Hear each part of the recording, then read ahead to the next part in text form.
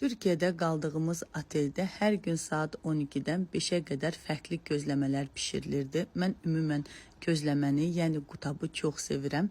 Bizdən fərqli olaraq Türkiyədə gözləmə çeşidi daha boldur deyərdim. Onlarda kaşarlı, lor pendirli, kaşar və lor pendirinin qatışığı, spanak kaşarlı, patatesli və ətli olur. Sadəcə bizdən fərqli olaraq Türkiyədə ət baha olduğu üçün ətli gözləmələrə rast gəlmək elə də mümkün deyil, yəni az hazırlanır.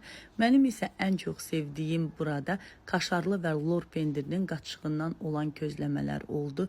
Xala çox gözəl hazırlayırdı, isti-isti, içərisində pendiri bol və üzərinə də bol yağ vururdu. İnandırım sizi, hər gün 2 ədəd bu böyük gözləmədən xalaya sifariş verirdim. Yəni dadı o dərəcədə dadlıydı, dadına doymaq olmurdu. Əgər lor pendiri ilə kaşar pendirinin qatışığından olan gözləmənin dadına baxmamısınızsa mütləq sınayın.